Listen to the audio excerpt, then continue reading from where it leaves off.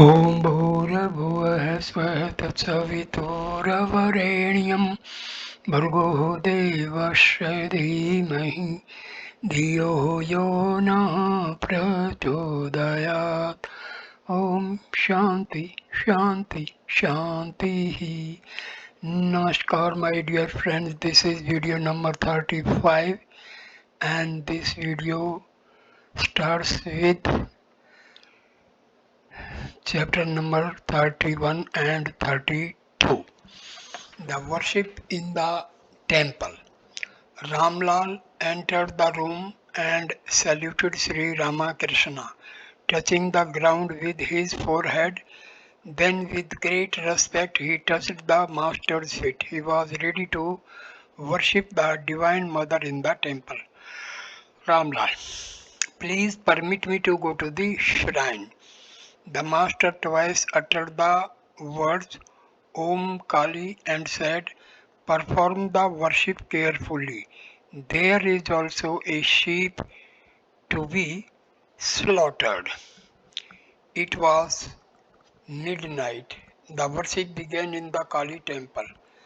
The master went to watch the ceremony. During the worship, he stood near the image.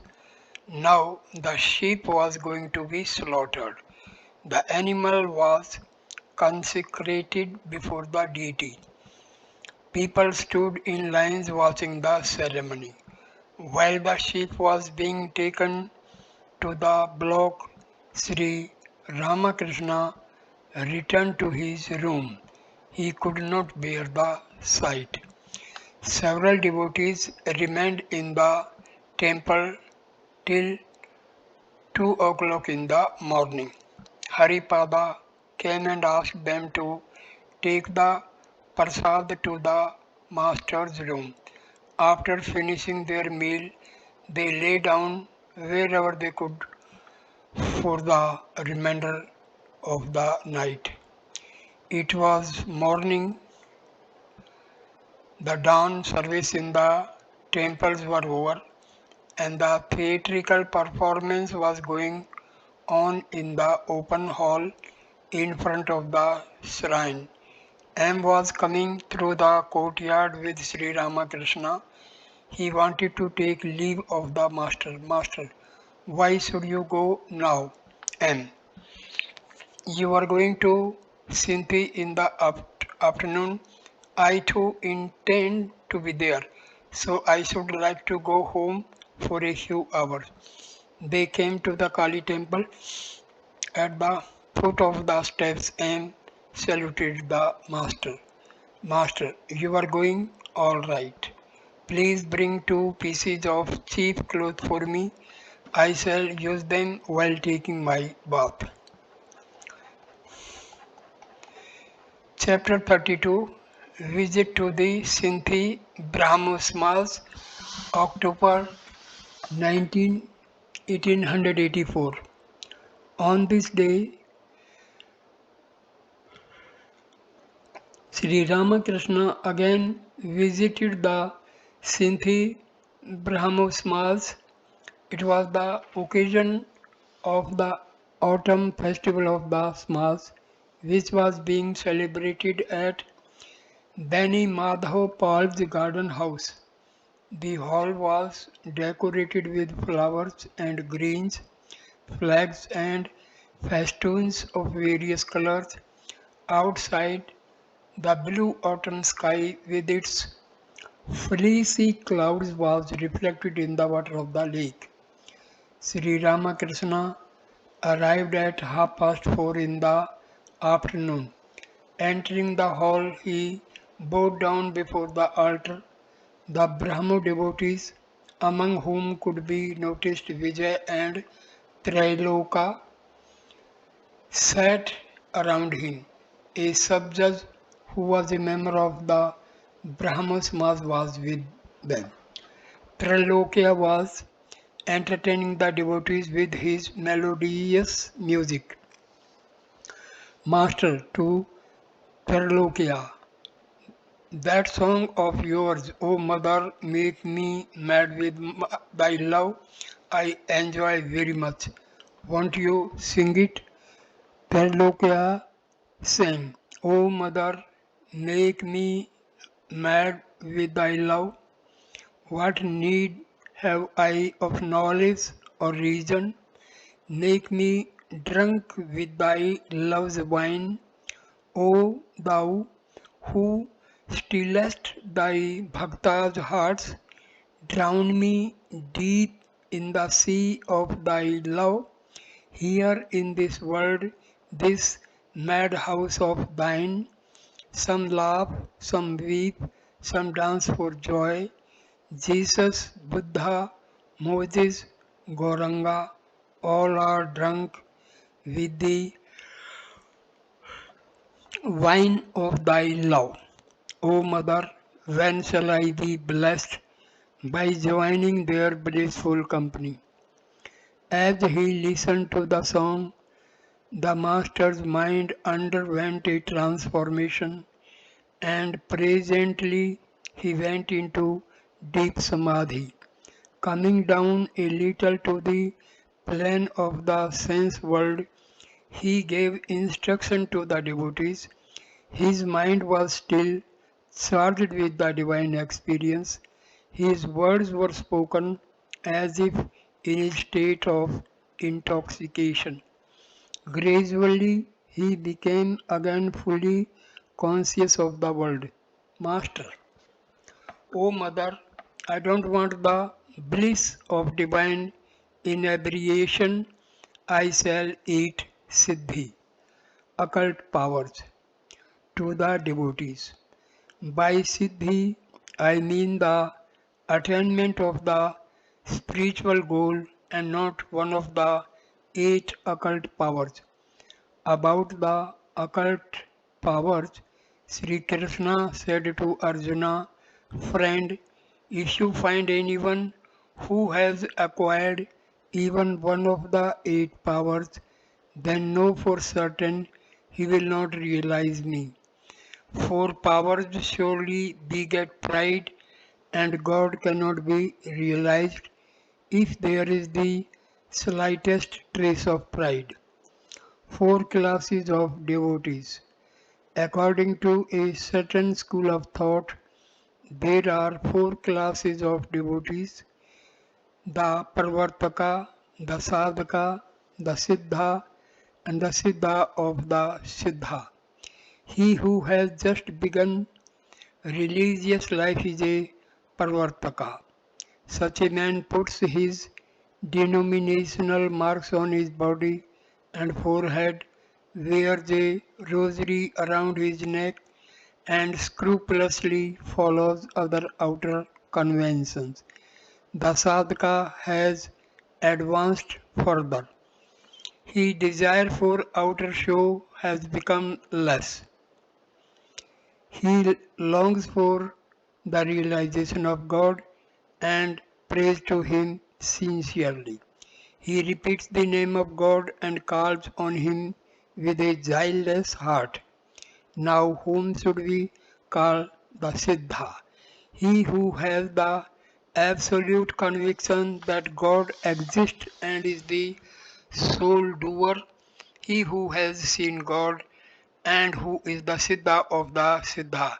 He who has not merely seen God but has intimately talked with Him as Father, Son, or Beloved.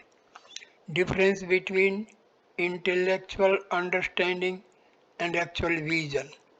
It is one thing to believe beyond a doubt that fire exists in wood, but it is quite another to get the fire from the wood, cool rice with its help, cook rice with its help, appease one's hunger, and so be satisfied. These are two entirely different things. No one can put a limit to spiritual experience. If you refer to one experience, there is another beyond that, and still another, and so on. Advice to Brahmo. In an ecstatic mood, referring to the Brahmos, they are Brahmajnanis, They believe in the formless deity. That is good.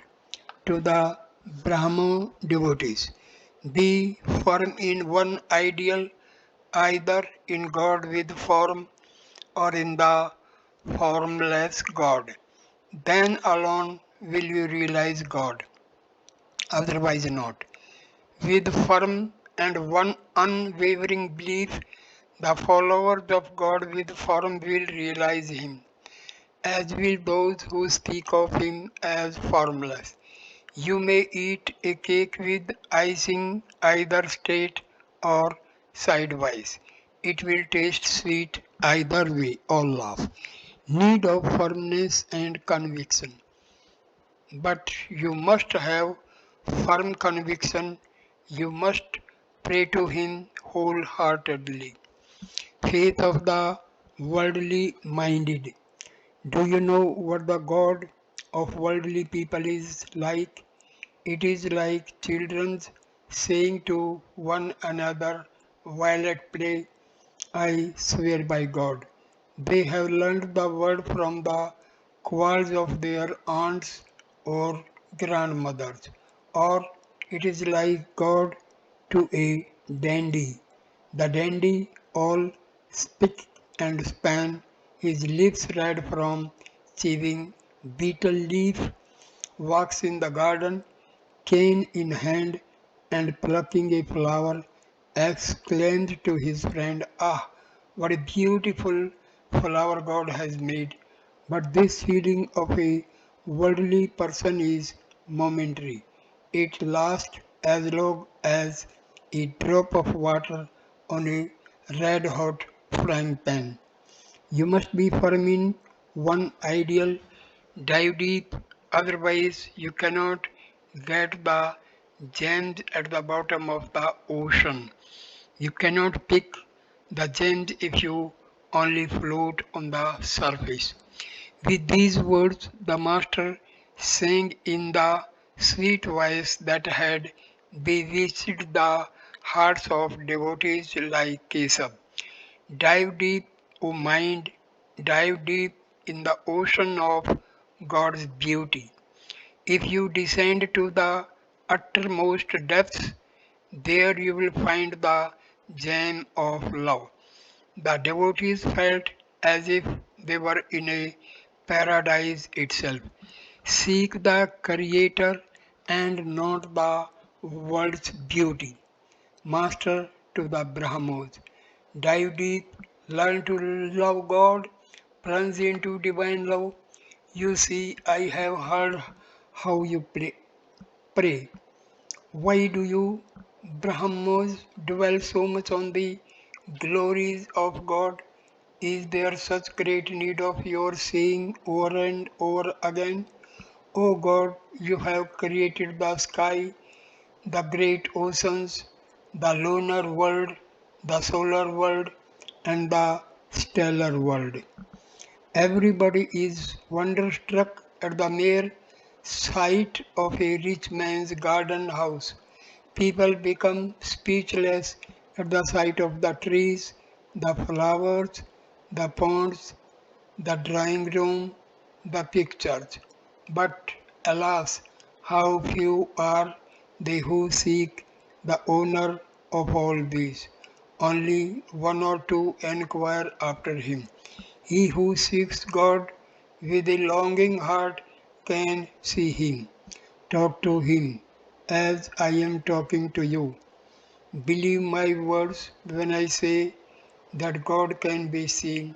But ah, to whom am I saying these words? Who will believe me? Futility of mere study. Can one find God in the sacred books? By reading the scriptures, one may feel at the most that God exists, but God does not reveal himself to a man unless he himself dives deep. Only after such a plunge, after the revelation of God through His grace, is one's doubt destroyed. You may read scriptures by the thousands and recite and recite thousands of texts, but unless you plunge into God with yearning of heart, you will not comprehend Him. By mere scholarship, you may fool man, but not God.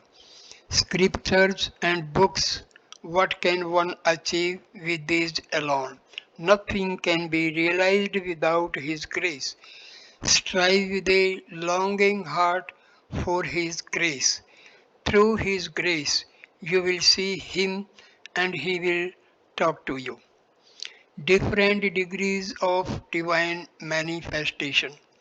Subjad, sir, does God show more grace to one than to another? If so, he can be accused of the fault of partiality. Master, what are you saying? Do you mean to say that the moon and a glowworm are the same, though both give light? Ishwar Vidyasagar asked me the same question. He said, is it a fact, sir, that God gives more power to one and less to another? God, I said, exists in every being as the all pervading spirit. He is in the ant as well as in me. But there are different manifestations of His power in different beings. If all are the same, then why have we come here to see you, attracted by your renown? Have you grown a pair of horns? Oh no, it is not that. That is the reason you are so well known. Pair of horns. Oh no, it is not that. You have compassion, you have scholarship. There is a greater degree of these virtues in you than in others. That is the reason you are so well known. Don't you see that there are men who single handed can defeat 100 persons? Again, one man takes to his heels in fear of another. You see such a person too. If there are not different manifestations of power in different beings, then why did people respect Kesav Sen so much? It is said in the Gita that if a man is respected and honored by many, whether it be for his scholarship or his music or his oratory or anything else, then you may know for certain that he is endowed with a special divine power. A Brahmo to the subject, why don't you accept what he says? Master, sharply to the Brahmo, what sort of man are you? To accept words without conviction. Why, that is hypocrisy. I see you are only a counterfeit. The Brahma was much embarrassed. Advice to the worldly minded, prayer in solitude. Subject, sir, must we renounce the world? Master, no. Why should you? A man can realize God even in the world, but at the beginning he must spend a few days in solitude. He must practice spiritual discipline in a solitary place. He should take a room near his house so that he may come home only for his meals. Kesab, Pratap, and others said to me, sir, we follow the ideal of King Janka. Mere words don't make a King Janka, I replied. How many austerities King Janka first had to perform in solitude, standing on his head, and so on. Do something first, then you may become a King Janka. You see a man writing English fluently, but could he do that at the very start? Perhaps He was the son of a poor parents. He was cook in a family and earned his meal by his service. Perhaps he had to struggle hard to go on with his studies. It is after all these efforts that he can now write such fluent English.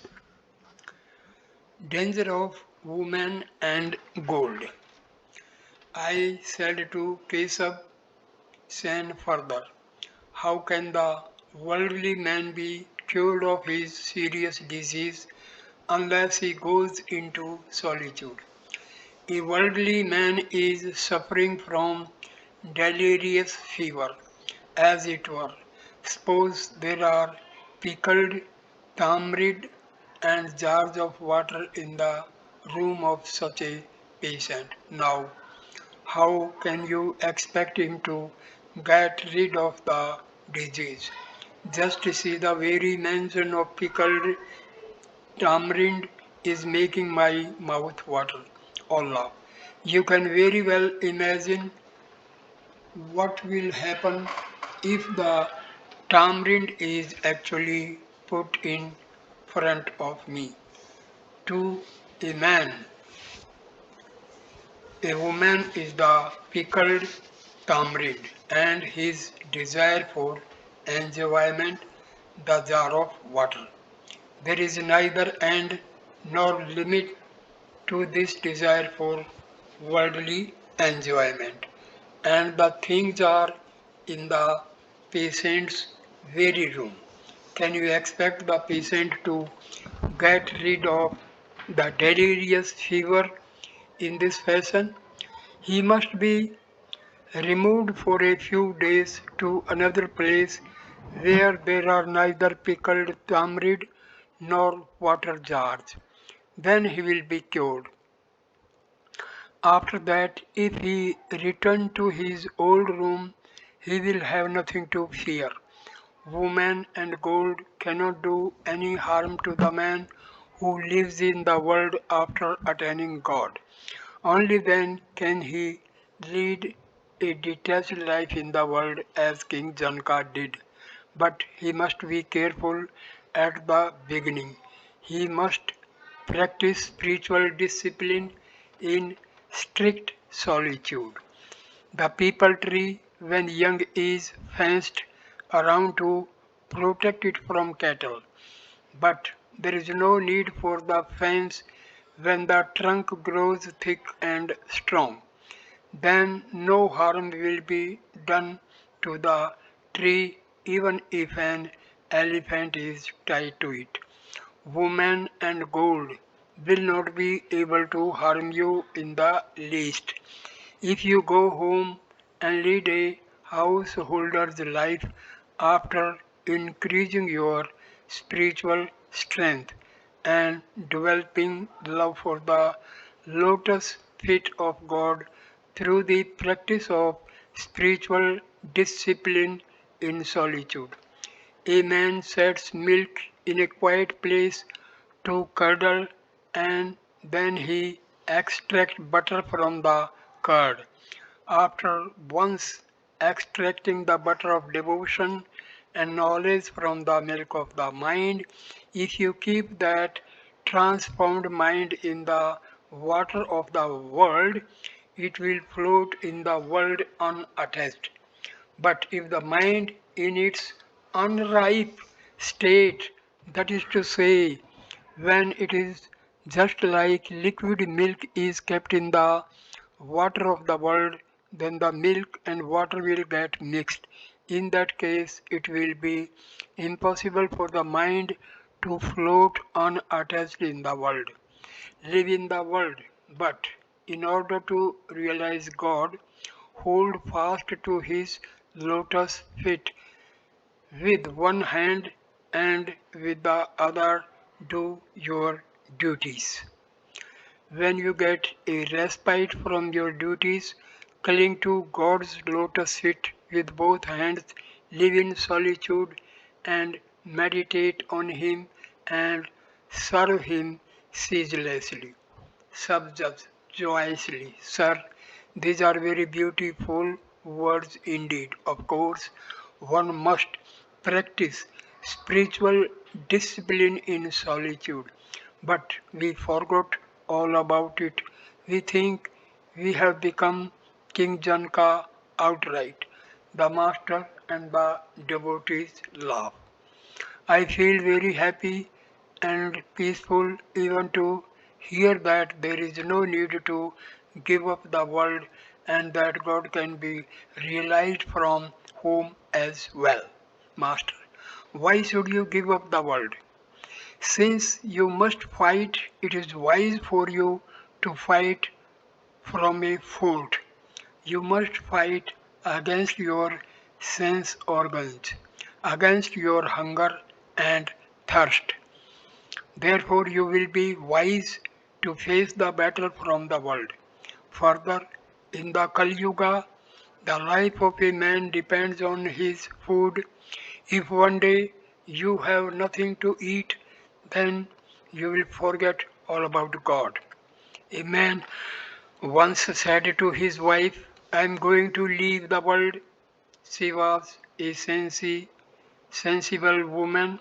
She said, why should you wander about if you don't have to knock at 10 doors for your stomach's sake? Go. But if that is the case, then better live in this one place. Again, I say, why should you give up the world? You will find it more convenient at home. You won't have to worry about food. You may even live with your wife. It is not harmful. You will find near at hand all that the body needs at different times. When you are ill, you will have someone near you to nurse you.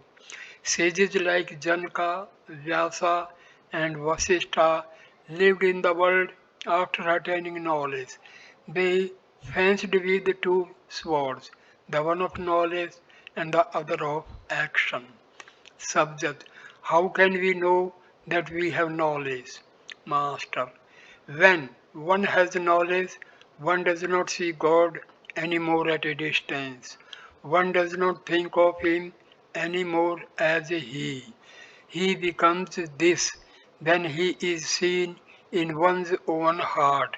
God dwells in every man. He who seeks God realizes Him. Sin and God's name. Subject, sir, I am a sinner. How can I say that God dwells in me? Master, that is the only trouble with you Brahmos. With you it is always sin and sin. That's the Christian view, is not it? Once a man gave me a Bible. A part of it was read to me, and it was full of that one thing sin and sin. One must have such faith that one can say, I have uttered the name of God. I have repeated the name of Rama or Hari. How can I be a sinner? One must have faith in the glory of God's name. Subject, sir, how can one have such faith? Master, have passionate love for God. One of your Brahmo songs says, O Lord, is it ever possible to know Thee without love? However much one may perform worship and sacrifice, pray to God in secret and with yearning, that you may have that passionate attachment and devotion to Him. Sad, shed tears for Him. A man sheds a jug full of tears because his wife is sick, or because he is losing money, or because he is worrying about getting a job. But tell me, whoever weeps for God, self surrender to God. Tralokya, sir, where is people's leisure? They must serve their English master well. Then give God the power of attorney. If a man entrust his affairs to a good person, will the latter do him any harm? With all the sincerity of your heart, resign yourself to God and drive all your worries out of your mind. Do whatever duties He has assigned to you. The kitten does not have a calculating mind.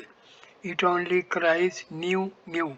It lies in the kitten contentedly if the mother cat leaves it there and only calls the mother crying mew mew. It has the same feeling of contentment when the mother cat puts it on the soft bed of the master of the house. It only cries for its mother. Duty to wife and children. Subject, sir, we are householders. How long should we perform our worldly duties? Master, surely you have duties to perform. You must bring up your children, support your wife, and provide for her in case of your death. If you don't, then I shall call you unkind. Sages like Sukadeva had compassion.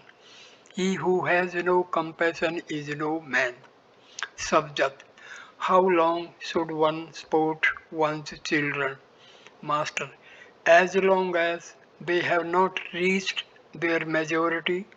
When the chick becomes a full grown bird and can look after itself, then the mother bird packs it and does not allow it to come near her or laugh. Subject. What is a householder's duty to his wife? Master. You should give her spiritual advice and support her during your lifetime and provide for her livelihood after your death if she is a chaste wife. But if you are intoxicated with the knowledge of God, then you have no more duties to perform. Then God Himself will think about your morrow if you yourself cannot do so.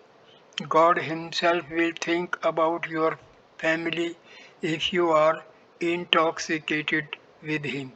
If a landlord dies leaving behind a minor son, then a guardian appointed by the court takes charge of the son. These are all points of law, you know them. Subject, yes sir, Vijay. Ah, priceless words. God Himself carries on His shoulders all the responsibilities of a person who thinks of Him with single minded devotion and is mad with divine love. A minor gets his guardian without seeking him. Alas, when shall I have that state of mind? How lucky they are who feel that way. Triloka. Is it ever possible, sir, to have true knowledge of God while living in the world? Can one realize God here? Master, with a smile, why do you worry? You are enjoying both treacle and refined sugar. All laugh. You are living in the world with your mind in God. Is not that true? Why should not a man realize God in the world? Certainly he can. Trilokya. What are the signs of a householder having attained knowledge? Master. His tears will flow and the hair on his body will stand on end. No sooner does he hear the sweet name of God than the hair on his body stands on end from sheer delight, and tears roll down his cheeks. A man cannot get rid of body consciousness as long as he is attached to worldly things and loves woman and gold. As he becomes less and less attached to worldly things, he approaches nearer and nearer to the knowledge of self. He also becomes less and less conscious of his body. He attains self knowledge when his worldly attachment totally disappears. Then he realizes that body and soul are two separate things. It is very difficult to separate with a knife the kernel of a coconut from the shell before the milk inside has dried up. When the milk dries up, the kernel rattles inside the shell. At that time, it loosens itself from the shell. Then the fruit is called a dry coconut. Signs of God vision. The sign of a man's having realized God is that he has become like a dry coconut. He has become utterly free from the consciousness that he is the body.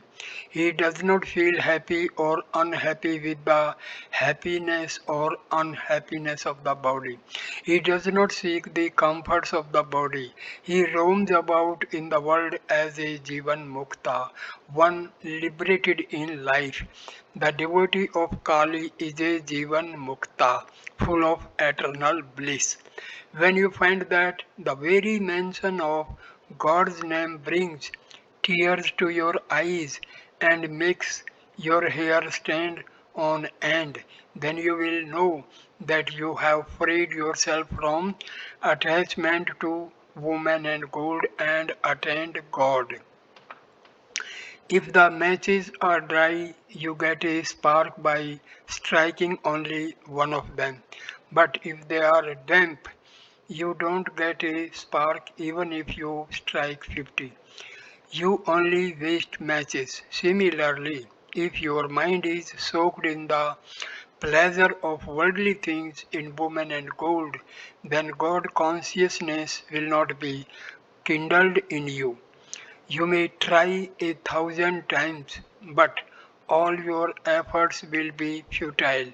But no sooner does attachment to worldly pleasure dry up than the spark of God flashes forth. Force your demand on the Divine Mother. Trilokya. What is the way to dry up the craving for worldly pleasure, Master? Pray to the Divine Mother with a longing heart. Her vision dries up all craving for the world and completely destroys all attachment to woman and gold. It happens instantly if you think of her as your own mother. She is by no means a godmother. She is your own mother. With a yearning heart, persist in your demands on her. The child holds to the skirts of its mother and begs a penny of her to buy a kite. Perhaps the mother is gossiping with her friends. At first, she refuses to give the penny and says to the child, "No, you can't have it. Your daddy has asked me not to give you money. When he comes home, I will ask him about it. You will get into trouble if you play with a kite now." The child begins to cry and will not give up his demand. Then the mother says to her friends, "Excuse me a moment, let me pacify this child." Immediately she unlocks the cash box with a click and throws the child a penny. You too must force your demand on the Divine Mother. She will come to you without fail. I once said the same thing to some Sikhs when they visited the temple at Dakshineswar. We were conversing in front of the Kali temple. They said, "God is compassionate." "Why compassionate?" I asked. They said, "Why, revered sir, he constantly looks after us, give us righteousness and wealth, and provides us with our food." Suppose, I said, a man has children, who will look after them and provide them with food, their own father or man from another village? sub-judge. Is it not God then, compassionate sir? Master, why should you think that? I just made a remark. What I mean to say is that God is our very own. We can exert force on him with one's own people. One can even go so far as to say, "You rascal, won't you give it to me?" Futility of egotism to the sub judge. Let me ask you one thing. Are you are vanity and egotism the result of knowledge or of ignorance? Egotism is of the nature of tamas. It is begotten by ignorance. On account of the barrier of ego, one does not see God. All troubles come to an end when the ego dies. It is futile to be egoistic. Neither body nor wealth will last. Once a drunkard was looking at the image of Durga. At the sight of her decorations, he said, "Well, mother, however you may fix yourself up, after 2 or 3 days they will drag you out and throw you into the Ganges or laugh." So I say to you all, you may be a judge or anybody else, but it is all for 2 days only. Therefore, you should give up vanity and pride. Sattva, Rajas, and Tamas. The characteristics of Sattva, Rajas, and Tamas are very different. Egotism, sleep, gluttony, lust, anger, and the like are the traits of people with tamas. Men with rajas entangle themselves in many activities. Such a man has clothes all spick spick and span. His house is immaculately clean. A portrait of the Queen hangs on a wall in his drawing room. When he worships God, he wears a silk cloth. He has a string of Rudraksha beads around his neck, and in between the beads he puts a few gold ones. When someone comes to visit the worship hall in his house, he himself acts as guide. After showing the hall, he says to the visitor, "Please come this way, sir.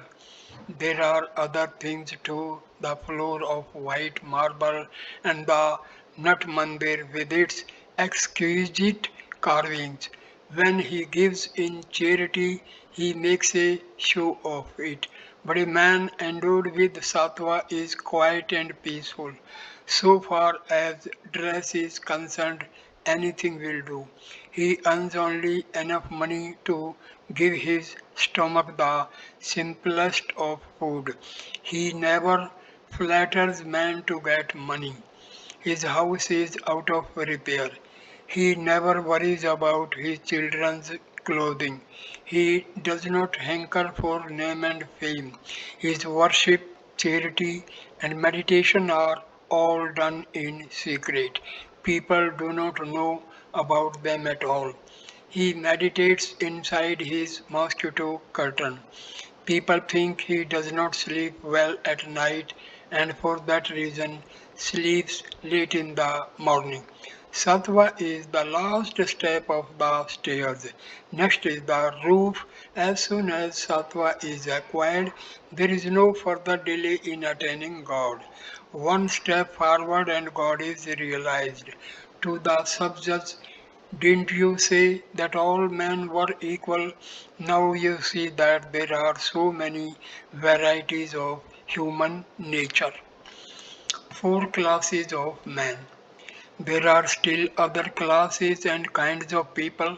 For instance, there are those who are eternally free, those who have attained liberation, those struggling for liberation, and those entangled in the world.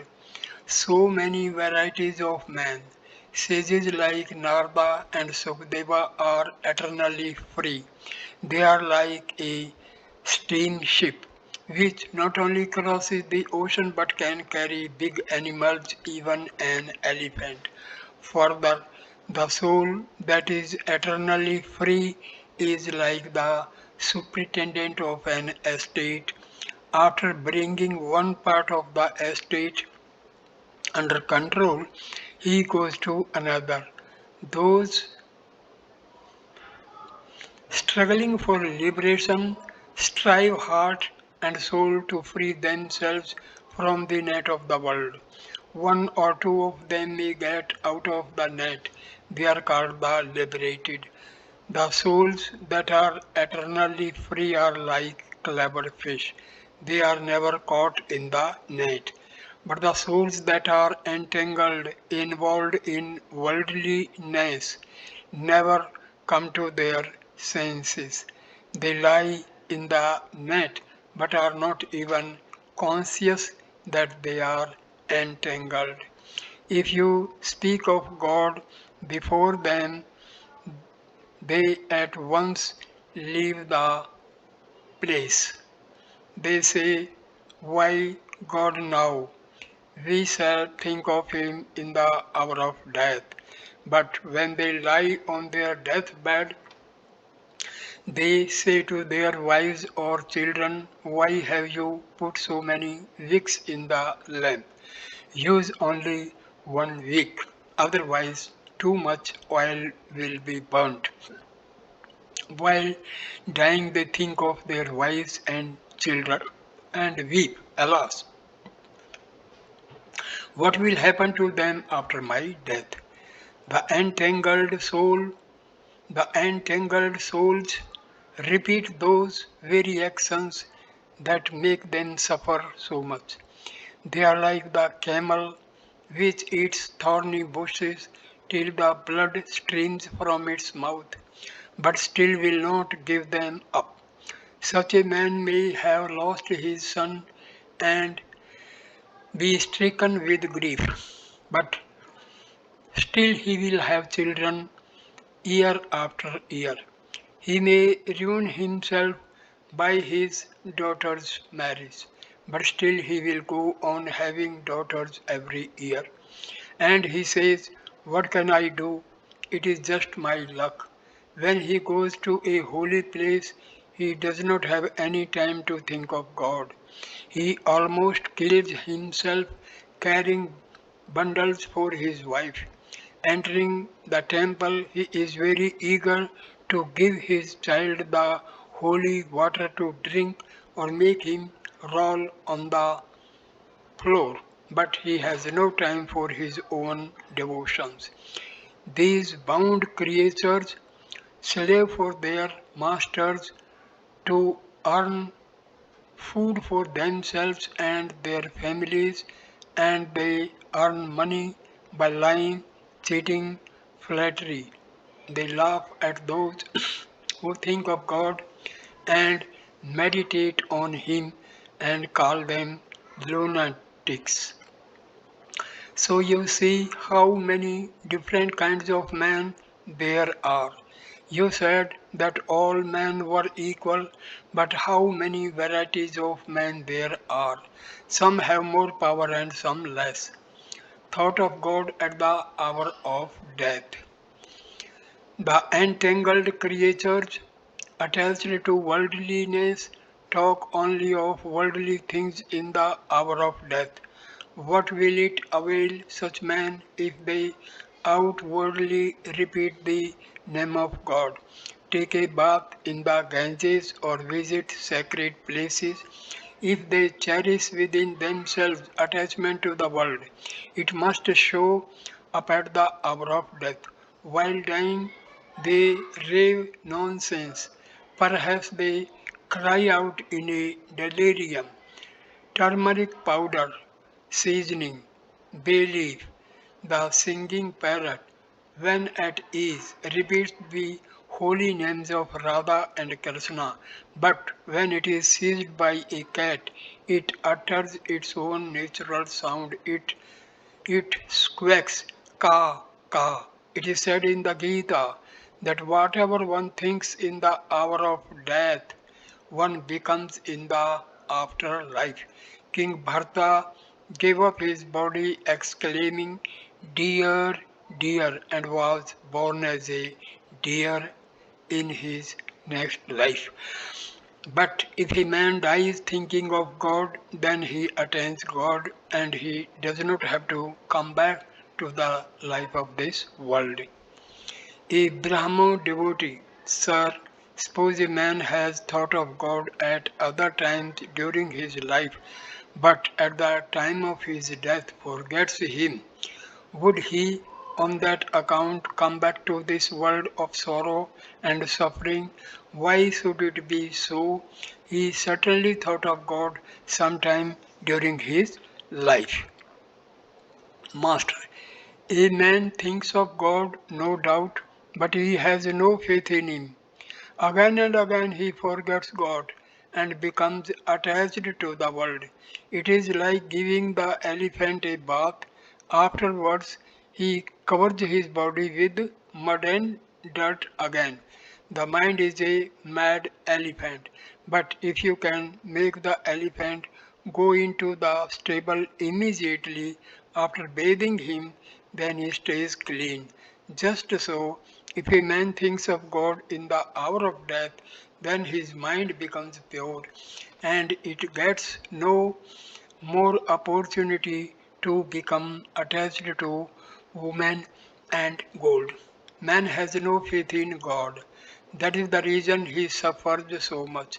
They say that when you plunge into the holy waters of the Ganges, your sins perch on a tree on the bank. No sooner do you come out of the water after the bath than the sins jump back on your shoulders. Oh love, a man must prepare the way beforehand, beforehand so that he may think of God in the hour of death. The way lies through constant practice. If a man practices meditation on God, he will remember God even on the last day of his life. A Brahmo devotee. You have spoken very beautifully, sir. Beautiful words indeed. Master's humility. Master. Oh, this is just idle talk. But do you know my inner feeling? I am the machine and God is the operator. I am the house and He is the indweller. I am the engine and He is the engineer. I am the chariot and He is the charioteer. I move as He moves me. I do as He makes me do. Presently, Tralokia began to sing to the accompaniment of drums and cymbals. Sri Ramakrishna danced intoxicated with divine love. Many times he went into samadhi. He stood still, his eyes fixed, his face beaming with one hand on the shoulder of a beloved disciple. Coming down a little from the state of ecstasy, he danced again like a mad elephant, regaining consciousness of the outer world. He improvised lines to the music. O mother, dance about thy devotees. Dance thyself and make them dance as well. O mother, dance in the lotus of my heart. Dance, O thou, the ever blessed Brahma. Dance in all thy world bewitching beauty. An indescribable scene, the exquisite and celestial dance of a child completely filled with ecstatic love of God and identified heart and soul with the Divine Mother. The Brahmo devotees danced around the master again and again, attracted like iron to a magnet. In ecstatic voices, they chanted the name of Brahma. Again, they chanted the name of the Divine Mother. Many of them wept like children, crying, Mother, Mother. When the music was over, the devotees and the master sat down. Although it was about 8 o'clock, the evening worship of the Brahmo Samaj had not yet begun. In the joy of this divine music, they had forgotten all about their formal worship. Vijay, who was to conduct the evening service, sat facing the master. His mother-in-law and the other Brahmo ladies wanted to see Sri Ramakrishna, so the master went to meet them in another room. After a time, the master came back and said to Vijay, "What devotion to God your mother in law has! About the worldly life, she said to me, Oh, you need not tell me about the world. No sooner does one wave disappear then another rises up. But I said, What is that to you? You have knowledge? She replied, Where is my knowledge? I have not yet been able to go beyond Vidya Maya and Avidya Maya. It won't help me much to beyond just the illusion of ignorance. I shall have to transcend the illusion of knowledge as well. Only then shall I have true knowledge of God. I am quoting your own words. While we were talking, Benny Paul, their host, entered the room. Benny to Vijay. Sir, please get up. It is already late. Please begin the worship. Vijay, what further need is there of worship? I find that according to your arrangement, the rice pudding is served first and then the soup and other dishes. Master with a smile. The devotees provide offerings according to their temperaments. The Sattvic devotees offer the deity simple rice pudding, and the Rajasic devotee 50 different dishes. The Tamasic devotee slaughters goats and other animals. Vijay began to hesitate about going to the platform to conduct the worship. He said to the master, I shall conduct the worship from the platform only if you give me your blessing. Master, it will be alright if you don't feel any egotism. If you don't have the vain feeling I am giving a lecture. Listen to me. What begets egotism? Knowledge or ignorance? It is only the humble man who attains knowledge. In a low place, rainwater collects. It runs down from a mound. A man achieves neither knowledge nor liberation as long as he has egotism.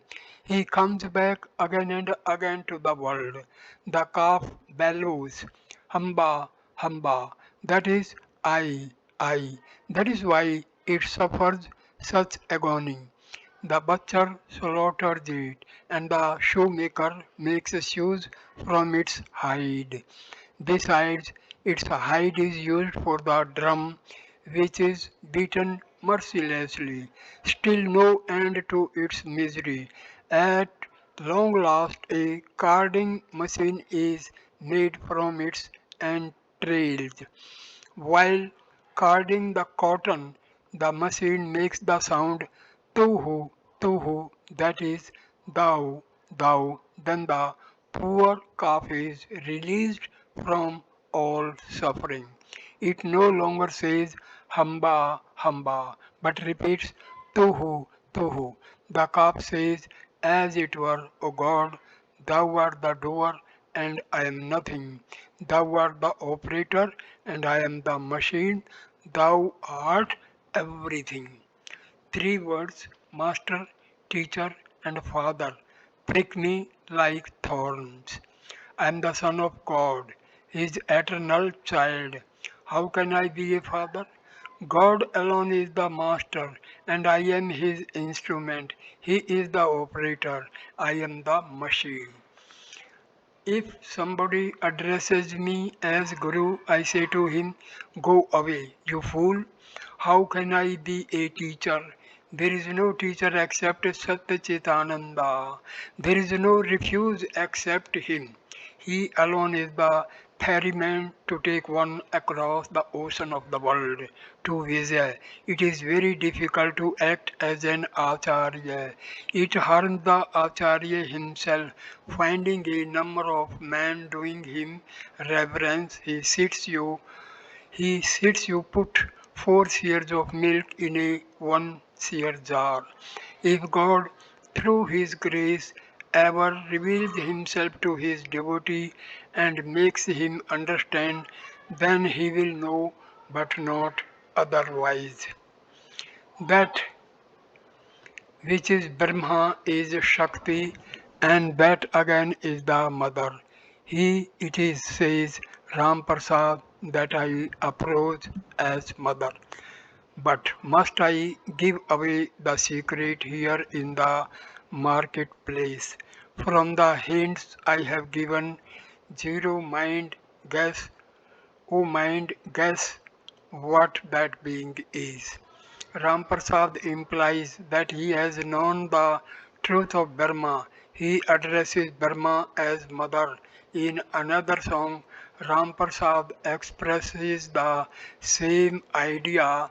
Thus, knowing the secret that Kali is one with the highest Brahma, I have discarded once for all both dharma and adharma. Adharma means unrighteous actions, actions forbidden by religion. Dharma means the pious actions prescribed by religion, as for instance, charity to the poor, feeding the Brahmins, and so on. Vijay. What remains if one renounces both dharma and adharma? Master, pure love of God. I prayed to the Divine Mother, O Mother, here take thy dharma, here take thy adharma, and give me pure love for thee.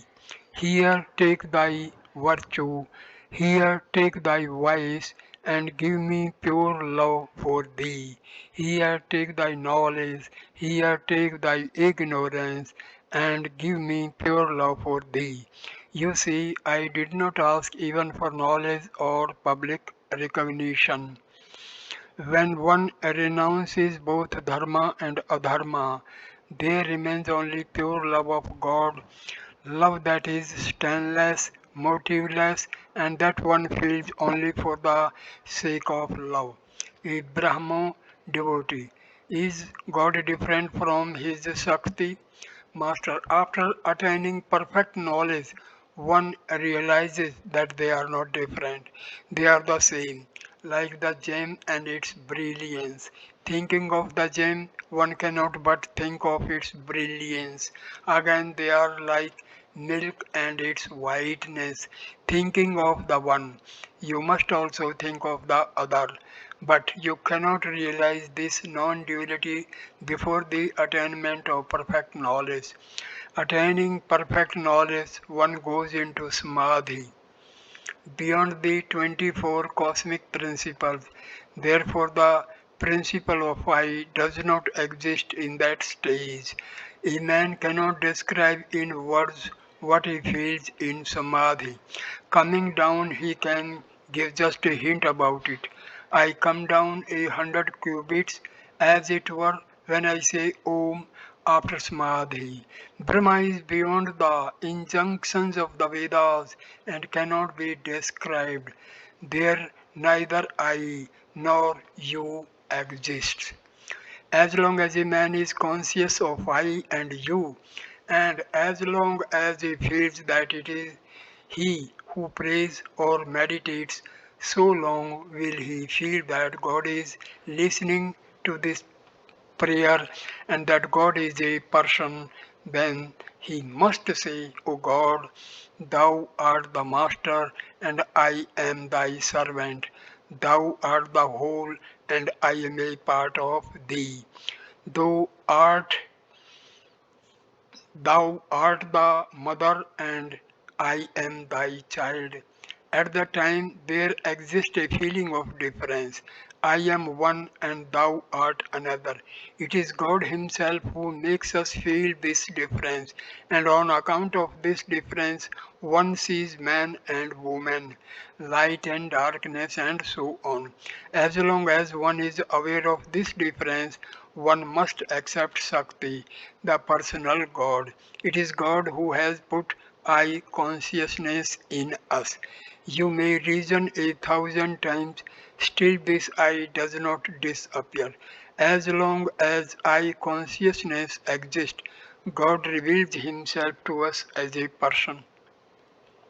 Therefore, as long as a man is conscious of I and of differentiation, he cannot speak of the attributeless Brahma and must accept Brahma with attributes. This Brahma with attributes has been declared in the Vedas, the Puranas, and the Tantras to be Kali, the primal energy. Vijay to Brahmajnana. Way to Brahmajnana Vijay. How, sir, can one have the vision of the primal energy and attain Brahmajnana, the knowledge of the attributeless Brahma? Master, pray to him with a yearning heart and weep. What will purify your heart? You see the reflection of the sun in clear water. In the mirror of his eye consciousness, the devotee sees the form of the primal energy, Brahma with attributes, but the mirror must be wiped clean. One does not see the right reflection if there is any dirt on the mirror. As long as a man must see the sun in the water of his eye consciousness and has no other means of seeing it, as long as he has no means of seeing the real sun except through its reflection, so long is the reflected sun alone 100% real to him. As long as the eye is real, so long is the reflected sun real 100% real. That reflected sun is nothing but the primal energy. But if you seek Brahmajnana, the knowledge of the attributeless Brahma, then proceed to the real sun through its reflection. Pray to Brahma with attributes, who listens to your prayers, and he himself will give you full knowledge of Brahma. For that which is Brahma with attributes is verily Brahma without attributes, that which is Brahma is verily Shakti. One realizes this non-duality after the attainment of perfect knowledge. The Divine Mother gives her devotees Brahmajnana too, but a true lover of God generally does not seek the knowledge of Brahma. There is another path, the path of knowledge, which is very difficult. You members of the Brahmo Samaj are not Gyanis, you are Bhaktas. The Gyani believes that Brahma alone is real and the world illusory as a dream. To him, I and you are illusory as a dream. God is our inner controller. Pray to him with a pure and guileless heart. He will explain everything to you. Give up egotism and take refuge in Him. You will realize everything. The Master saying, dwell, O mind, within yourself. Enter no other's home. If you but seek there, you will find all you are searching for. God, the true philosopher's stone, who answers every prayer, lies hidden deep within your heart, the richest gem of all. How many pearls and precious stones are scattered all about the outer court that lies before the chamber of your heart. He continued, when you mix with people outside your smas, love them all. When in their company, be one of them. Don't harbor malice towards them. Don't turn up your nose in hatred and say, oh, this man believes in God with form and not in the formless God. That man believes in the formless God and not in God with form. this man is a Christian, this man is a Hindu, and this man is a Muslim. It is God alone who makes people see things in different ways. Know that people have different natures. Realize this and mix with them as much as you can and love all, but enter your own inner chamber to enjoy peace and bliss. Lighting the lamp of knowledge in the chamber of your heart, behold the face of the Mother, Brahma's embodiment. You can see your true self only within your own chamber. The cowherds take the cows to graze in pasture. There the cattle mix, they all form one herd, but on returning to their sheds in the evening they are separated. Then each stays by itself in its own stall. Therefore I say, dwell by yourself in your own chamber. It was 10 o'clock in the evening. The master got into a carriage to return to Dakshineswar. One or two attending devotees got in with him. The carriage stood under a tree in deep darkness. Benipal wanted to send some sweets and other food with Sri Ramakrishna for Ramlal, the master's nephew, Benipal. Sir Ramlal was not here this evening. With your permission, I should like to send some sweets for him for by your attendance. Master, with great anxiety, oh, Benipal, oh, sir, please don't send these things with me. That will do me harm. It is never possible for me to lay up anything. I hope you won't mind, Benipal. As you please, sir, give me your blessing. Master, oh, we have been very happy today. You see, he alone is a true man who has made money his servant. But those who do not know the use of money are not men, even though they have human forms. They may have human bodies, but they behave like animals. You are blessed indeed. You have made so many devotees happy today. So at this point I conclude this video. Next video number 36 will start with chapter number 32, Monday, October 20, 1884. Thank you. Namaste.